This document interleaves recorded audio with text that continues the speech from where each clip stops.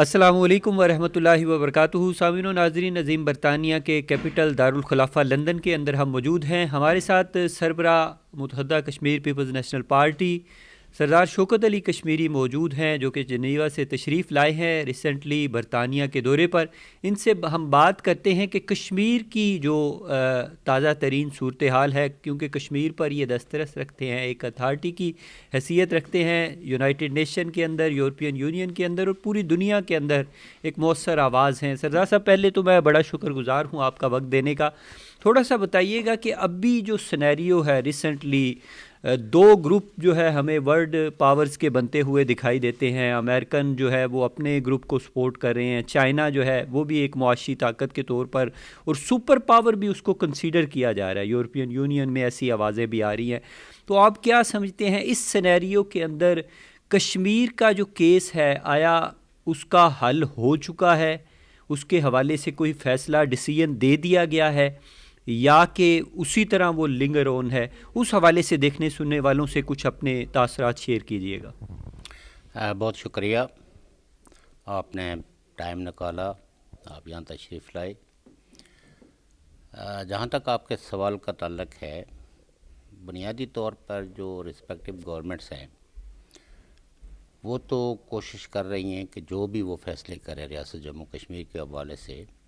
World community in کو indoors کرے۔ ریاست جموں کشمیر کے عوام کی خواہشیں کیا ہیں، وہ اپنی منزل کا تعین کرنے کے لیے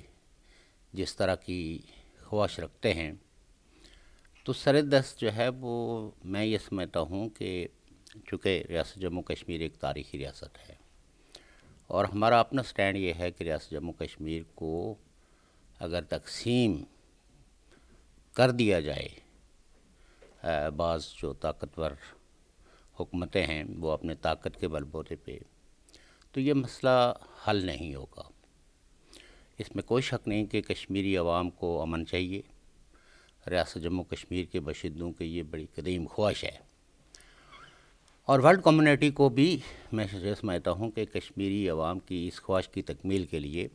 اپنا رسوخ قائم کرنا چاہیے۔ نہ تو اس مسئلے کا حل جو ہے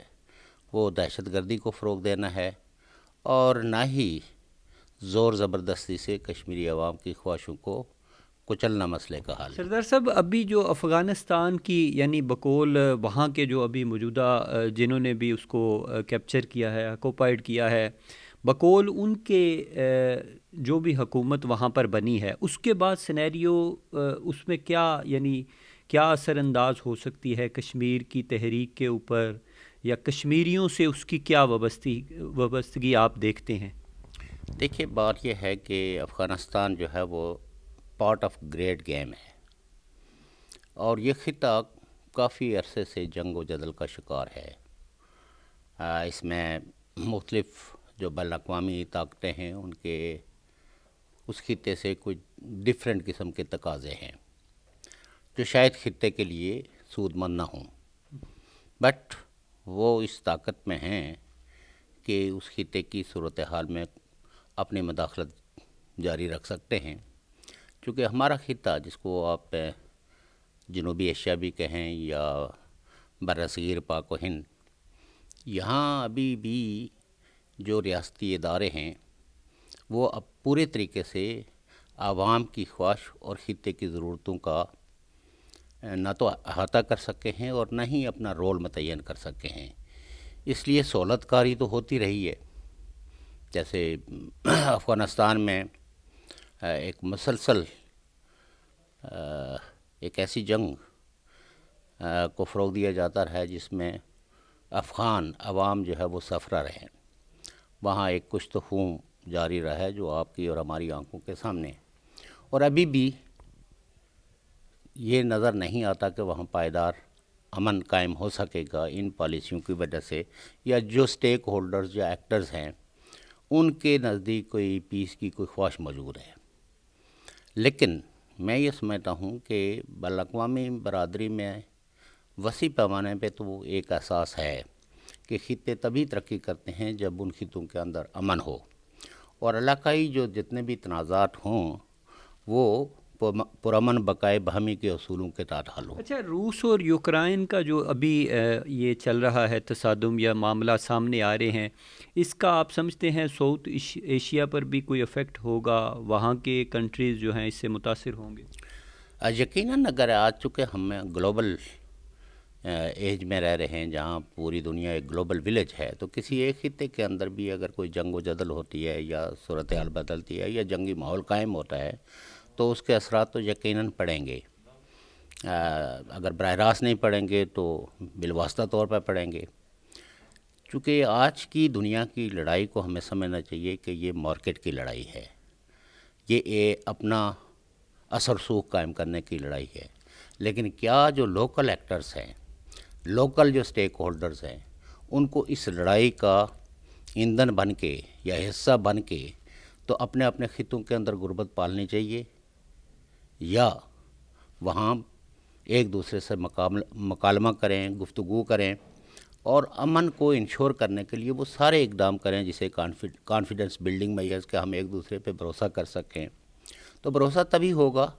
کہ جب خطے کے جو بھی قومیں ہیں ان قوموں کی ضرورتوں کے مطابق ان کے کلچر کا احترام کرتے ہوئے ہی خطوں میں امن ہو سکتا ہے۔ اچھا، ابھی ریسنٹلی جو ہے جینوسائڈ واچ نے یہاں تک آبزرویشن اپنی دی ہیں کہ انڈیا کے اندر جو ہے کوئی جینوسائڈ کے حوالے سے، ایتھنک کلینزنگ کے حوالے سے ایک راہ ہموار ہو رہی ہے، وہاں پر اقلیتوں کے حقوق پر ڈاکہ ڈالا جا رہا ہے۔ اس حوالے سے ایز اے انٹرنیشنل آبزرور آپ کیا دیکھتے ہیں؟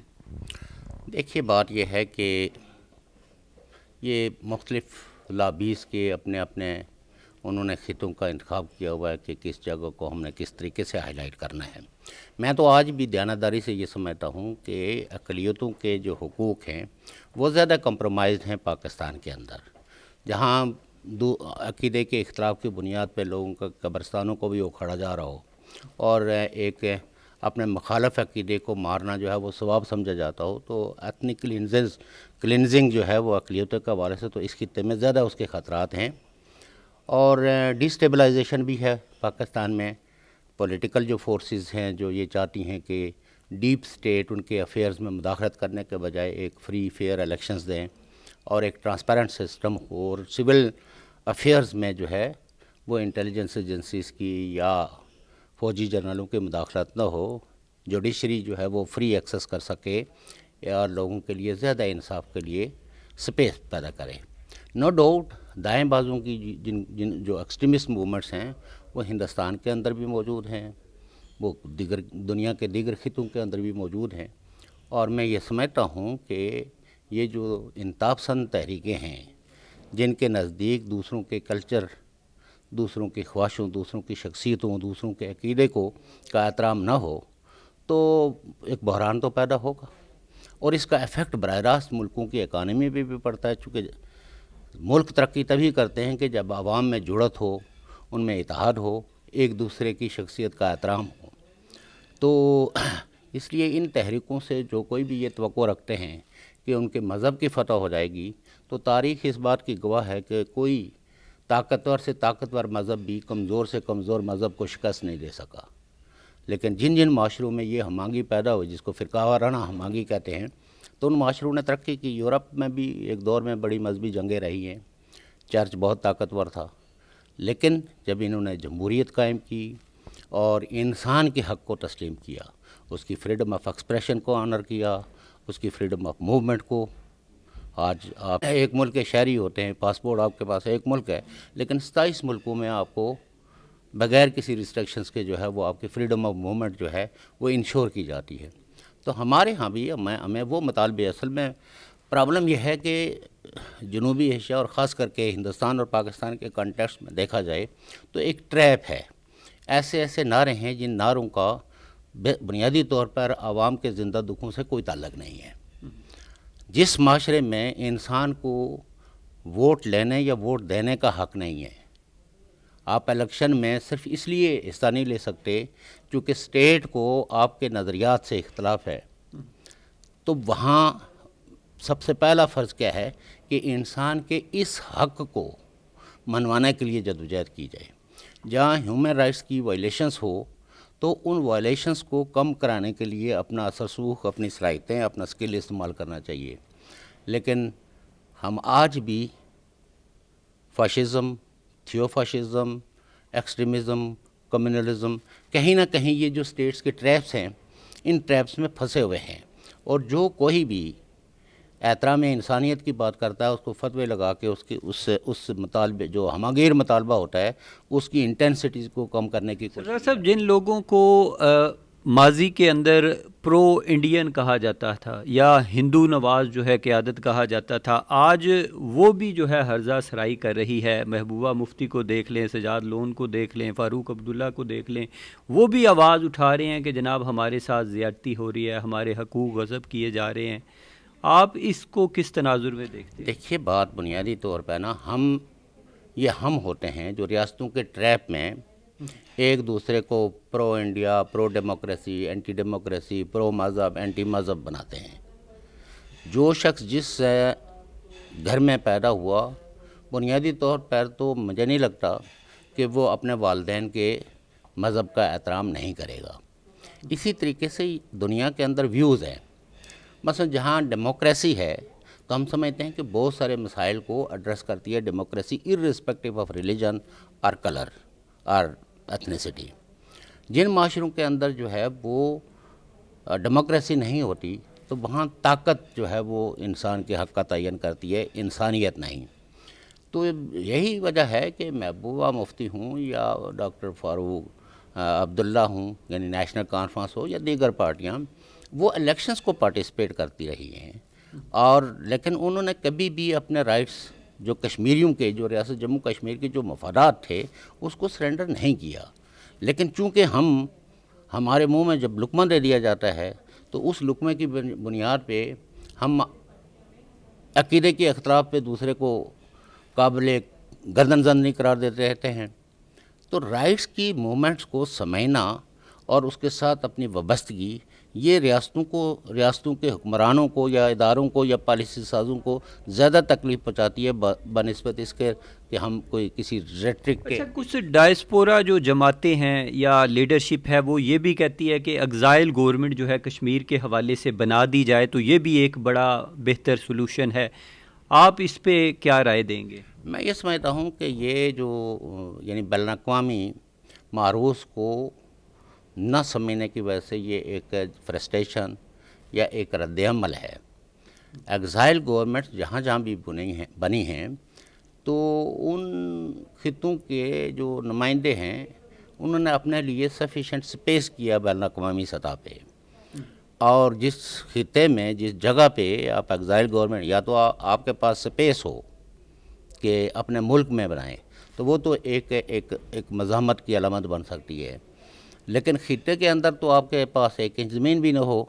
اس طرح کی کوئی گورنمنٹ، تو اس طرح کے ایڈونچرز ہوتے رہے. تو میں سمجھتا ہوں کہ یہ ایک ایڈونچرسٹ سوچ ہے، مہم جوئی، اس میں کوئی سنجیدگی نہیں ہے. چونکہ آپ کو سلوشن آپ کے، یعنی آپ کے سامنے سلوشن کیا ہے پھر اس کے، کیا یعنی بہتر کیا سلوشن؟ سب لوگوں کو مل جل کر سب سے پہلے امن کو ریسٹور کرنا چاہیے. جب تک امن نہیں ہوگا، جب تک لوگوں کے ساتھ مکالمہ نہیں ہوگا، حکومتیں جو ہے ان پہ اتنا پریشر نہ ہو کہ وہ سیاسی سماجی رہنماؤں سے گفتگو پہ آمادہ ہوں، تو اس وقت تک جو ہے وہ مسائل کا کوئی حل نہیں ہے. جذباتی باتیں میں بھی آپ کے سامنے بیٹھ کے کر سکتا ہوں کہ جی جب تک حکومتیں چند پیاروں کو بلا کے جو ہے وہ کنورسیشن بھی کر لیں، مذاکرات کر لیں، اس سے حل اس سے کچھ فرق نہیں پڑتا نا. دیکھیں، بات یہ ہوتی ہے کہ آپ نے اپنے اتحادی، اگر میں کہوں کہ بحیثیت کشمیری، میں نے اپنے نظریے کے لیے پاکستان میں اپنے حامی کتنے پیدا کیے ہیں، کن کن قوتوں کے، جو میرے حق کو تسلیم کرنے کے لیے تیار ہے، ہم اس کو پاکستانی حکمرانوں کے نقطہ نظر سے محب وطن ہی نہیں سمجھتے. تو نتیجہ یہ ہے کہ ہم نے اپنے آپ کو اپنی جذباتی پالیسیاں کہیں یا غلط پالیسیاں کہیں، ان کی بنیاد پہ اپنے دوست دن بدن ہم نے کھوئے ہیں، دوستوں کو بنایا نہیں ہے. اور آج بھی میں ایک دن بات کر رہا تھا تو کوئی دبئی سے کوئی دوست جو ہے نا، وہ کہہ رہے تھے کہ آپ بلوچوں کی حمایت کیوں کرتے ہیں. آپ اس سے اندازہ کر سکتے ہیں کہ ہمارے لوگ کس طرح کے پروپیگنڈے کے اندر ان کی تعلیم، ان کی تربیت ہو رہی ہے. تو ہمیں دوست اگر بنانے ہیں تو وہ دوست جو سب سے پہلے آپ کے حق کو تسلیم کرتے ہوں، آپ کے تشخص کو مانتے ہوں، آپ کی تاریخ کا احترام ان کے دلوں میں موجود ہو. وہ لوگ آپ کا کوئی احترام نہیں کر سکتے جنہوں نے تو جن جگہوں پہ وہ رہتے ہیں وہاں کے لوگوں کے کسی حق کو تسلیم کرنے کے لیے تیار نہیں ہیں. تو ہم نے اسی طرح ہندوستان، دیکھیں شیخ عبداللہ تھے تو مجھے اچھی طریقے سے یاد ہے کہ جب وہ سری نگر میں یا جموں میں یا کسی ریاست کے کسی حصے میں وہ کوئی کانفرنس کرتے تھے تو ان کی کانفرنسوں میں خان عبدالغفار خان، عبدالصمد اچکزئی، فیض احمد فیض اور اسی طریقے سے نارتھ ساؤتھ انڈیا سے جو ہے وہ بڑے بڑے ترقی پسند رہنما وہاں شرکت کرتے تھے. اور ایک بڑا حصہ جو ہے وہ رہنماؤں کا وہ کشمیریوں کی جو حقوق کی تحریک تھی یا شخصی امریتوں کے خلاف جو ان کی جدوجہد تھی اس کو سپورٹ کرتے تھے. بعد ازاں ہم نے کیا کیا، اور پھر آج بھی آپ یہ دیکھیں کہ جن لوگوں کا جو کنسپٹ جو بیانیہ ریاست کا ہے وہ اس بات پہ ہی نہیں آمادہ کہ ہم اس دن کو بنائیں جس دن آپ کی یہ جس ریاست کو آپ کلیم کرتے ہو 1846 16 مارچ 1846، آپ وہ دن بنانے کے لیے تیار نہیں ہو. آپ یہ ماننے کے لیے تیار نہیں ہو کہ اس ریاست کو بنانے میں کس نے کیا رول ادا کیا. تو وہ دیکھیں یہ جو سردار صاحب جو ڈویژن ہے، جو لیڈرشپ کا فقدان ہے، پھر اس کے بعد کچھ لوگ جو ہے وہ یہ بھی چاہتے ہیں کہ جناب کشمیر کے مختلف نیریٹو لے کر چل رہے ہیں. تو پھر کس طرح یعنی آپ سمجھتے ہیں ایک کامن ایجنڈا کیا ہوگا؟ It all سیوٹس آکوپائرس. آکوپائر کو سب سے پہلے آپ جو آپ کا بطور انسان، نٹ بطور کشمیری یا پنچھی یا میر پوری یا جموں وال یا ویلی وال، جب تک کہ آپ لوگوں کو بحیثیت انسان جو حق ہے جو انشرائن ہے United nations human rights charter میں، تو اس وقت تک آپ یہ جو نعرے لگاتے ہیں نا، ان نعروں کا کوئی معنی نہیں ہے. کیونکہ ہندوستان اور پاکستان دونوں سگنیٹری ہیں کس کے؟ ہیومن رائٹس چارٹر کے. تو اگر ہمیں فریڈم آف موومنٹ نہیں ہے، اگر ہمیں فریڈم آف ایکسپریشن نہیں ہے، ہمیں اگر انصاف کی عدالتوں کے اندر ہمارے لیے کوئی سپیس نہیں ہے، اور ایک ایسے ڈریکونین لاز جو ہے وہ آپریٹ کرتے ہیں، تو انسٹیڈ کہ ہم اپنی جدوجہد کو کہ ان نکات کو فوکس کریں، ہم ہمیشہ اس نعرہ بازی کا شکار رہتے ہیں جس کی وجہ سے لوگوں کے جو بنیادی سماجی، معاشی، ثقافتی جو حقوق رہے ہیں وہ نظر انداز ہوئے ہیں. اور حکمران چاہتے ہی یہی ہیں کہ ان سے آپ وہ سماجی مطالبے نہ کریں جو مطالبے ان کو فوری طور پر ان کی توجہ مبذول کراتے ہیں. تو ان کے مختلف قسم کے ہتھ کنڈے ہیں. اور جب تک کہ کشمیری لیڈرشپ، میں بہت مطلب یہ کہ ایک آزاد تھنکر کے طور پر، فری تھنکر کے طور پر یہ کہوں گا کہ ہمیں اپنے سارے رول کو، سیاسی کردار کو، جماعتوں کے رول کو اثر نو اس پہ غور کرنا چاہیے. یہ 100 من کا جو پتھر لے کے ہم تحریک آزادی یا تحریک آزادی کہتے ہیں، تو جو شخص تحریک آزادی کو ڈیفائن نہیں کر سکتا، جس کو رائٹ ٹو سیلف ڈٹرمنیشن کا نہیں پتا، لیکن وہ کہتا ہے میں رائٹ ٹو سیلف ڈٹرمنیشن چلا رہا ہوں، جس کو ریفرینڈم کی تاریخ سے آگاہی نہیں ہے کہ ریفرینڈم کیسے ہوتا ہے کسی متنازع خطے کے اندر جہاں کئی ملکوں کے مفادات وابستہ ہیں. تو ہمیں پراکسی سے تھوڑا سا اوپر اٹھ کے تو جن عوام کے ساتھ ہماری جڑت ہے یا جن عوام کا دکھ درد جو زندہ دکھ ہیں ان کو ایڈریس کرنا چاہیے. ریاستیں تو ریاستیں بنانے کا ایک تاریخ کا عمل ہے، اس میں شاید میں یا کوئی اور میرا ساتھی جو ہے وہ شاید افیکٹولی طور پر یہ بتائیں کہ ڈائسپورا کمیونٹی کی جو اپنے رائٹس کے یعنی اپنے حقوق کے اصول کے لیے کیا رسپانسبلٹیز ہیں، کیا ذمہ داریاں ہیں، وہ اختتامی طور پر بتا دیجیے. دیکھیے ڈائسپورا کا سب سے پہلا مسئلہ یہ ہے کہ اس ڈائسپورا کا جس علاقے سے تعلق ہے، جس ایڈمنسٹریشن میں اس کے لوگ رہتے ہیں، ان کے جو فوری مسائل ہیں ان کو ایڈریس کرے. کیونکہ ٹرو ڈائسپورا جو ہے وہ ہمیشہ اپنے عوام کے جو فوری مسائل ہوتے ہیں ان پہ وہ ایک واضح واشگاف دو ٹوک موقف رکھتا ہے. Unfortunately Pakistani diaspora, Kashmiri diaspora, even Indian diaspora یہ سب لوگ کسی نہ کسی اعتبار سے اپنے ہی حکمران طبقوں کو ایک نیرو نیشنلزم کے تحت ان کے بیانیوں کو سپورٹ کر رہے ہیں. یہ عوام کو نہیں سپورٹ کر رہے ہیں, یہ خطوں کو سپورٹ نہیں کر رہے ہیں. مثلا پاکستان میں آج ہائیبرڈ سسٹم ہے. کتنے پاکستانی ڈائسپورا ہے جو پاکستان کے لوگوں کی جمہوری خواہشوں کی تکمیل کے لیے internationally being a diaspora role play کر رہے ہیں. کتنے ہمارے آزاد کشمیر کے لوگ ہیں کہ وہ اس بات پہ پروٹیسٹ کرنے کے لیے تیار ہیں کہ آزاد کشمیر کے ہر شہری کو فریڈم آف موومنٹ ہونی چاہیے, فریڈم آف ایکسپریشن ہونا چاہیے, اور عدالتیں جو ہے وہ ان کو ارسپیکٹو آف فیتھ ان کو انصاف مہیا کریں. تو یہ جو المیے ہیں, یہ جو حکومتوں کے ٹریپ ہیں, ان کی جو پراکسی وار ہیں, ہم چاہے جتنے لاؤڈلی اسپیچ کر رہے ہوں کسی حکمران یا اس کے پالیسیوں کو, لیکن انٹل اینڈ انلیس ہم بنیادی اور فوری مسئلوں کو نہ اٹھائیں اور ان کو نظر انداز کر کے تو ہم کہیں ہم تحریک آزادی چلا رہے ہیں, تحریک آزادی چلا رہے ہیں, تو دراصل ہم نے 100 من کا پتھر اٹھایا ہوا ہے. ہم کوئی فاصلہ طے نہیں کر رہے, اور ہم کسی نہ کسی شکل میں حکمران طبقوں کے ہی مفاد کو سرو کر رہے ہیں. بہت شکریہ سردار شوکت علی کشمیری صاحب کے احساسات و خیالات اور جذبات آپ نے سنے. ہمیں اپنے فیڈ بیک سے جو ہے ضرور آگاہ کیجیے گا. اپنے میزبان SM عرفان طاہر کو اب تک کے لیے اجازت دیجیے. ایک نئے پروگرام نئے عزم کے ساتھ دوبارہ آپ کی خدمت میں حاضر ہوں گا. اللہ نگہبان.